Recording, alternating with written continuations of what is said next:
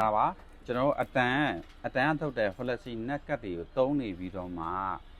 ဘေးဘလို့ထည့်ရမလဲမတည်တဲ့ကျွန်တော်မိတ်ဆွေအတွက်ကိုနော် KP ကနေဘေးထက်နီးဟုတ်ပါနော်ပလန်ဝယ်နီးပေါ့နော် KP ကနေပလန်ဝယ်နီးစတဲ့ဗီဒီယိုလေးတွေကိုကျွန်တော်တင်ပေးပါမှာဖြစ်တယ်ကျွန်တော်လည်းတူတူအဆုံးထိလိုက်ကြည့်ပေးကြပါအောင်ကျေးဇူးအများကြီးတင်ပါတယ်အဲဆိုရင်ကျွန်တော် KP ကနေအတန်နေဘယ်လိုပေးဖြည့်မလဲဆိုတော့ကျွန်တော်ကြည့်ရပါတော့အဲဆိုရင်ကျွန်တော် KP ကိုဖွင့်လိုက်ပါတော့ကျော်မီနေပေးဆောင်ခြင်းကိုကျွန်တော်တစ်ချက်နေမယ်ဟုတ်နော်ခဏလေးစောင်းပါမယ်ပေးဆောင်ခြင်းမှာကျွန်တော်ပေးဝင်ရမလို့ဆိုရင်အတန် broadband smart device ဆိုတဲ့စာလေးကိုကျွန်တော်ဝင်ရမယ်ဒီမှာတစ်ချက်နေကျွန်တော်ကအတန် power ဆိုတာရှိရယ်အတန် wireless ဆိုတာရှိရယ်power flexi-net ရှိရယ် power mini pro ရှိရယ်အတန် smart ရှိရယ်ပေါ့နော်ကျွန်တော်တို့ထဲမှာကျွန်တော်အတန် flexi-net နဲ့တက်ဆိုင်တာဆိုတော့ကျွန်တော်အတန် flexi-net ဆိုတဲ့ power flexi-net ဆိုတဲ့ဒါလေးနဲ့တက်ဆိုင်တယ်အဲ့ဒါဆိုကျွန်တော်ဒီမှာစီးရင်သွင်းထားတဲ့ဖုန်းပေါ့နော်ဘယ်ဖုန်းနံပါတ်ကိုစီးရင်သွင်းထားတော့အဲ့ဖုန်းနံပါတ်လေးကျွန်တော်ရိုက်ထည့်ပေးမှာပေါ့နော်အဲ့ဆိုကျွန်တော်ဆိုရင်ဒီမှာပြီးကျွန်တော်တို့ကဆက်သွားမြင်နေလိုက်မယ်ဆက်သွားမြင်နေတဲ့ခါကျရင်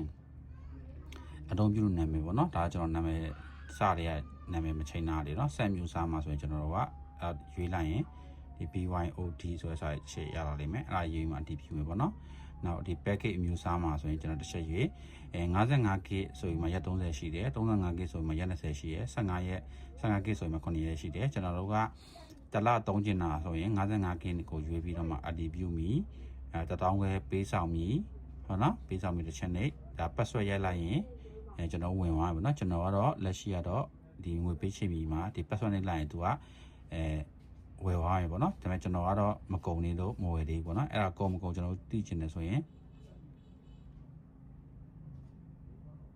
ဒီမှာကြည့်လို့ရတယ်အတန်ပါဝါ flexi-net မှာ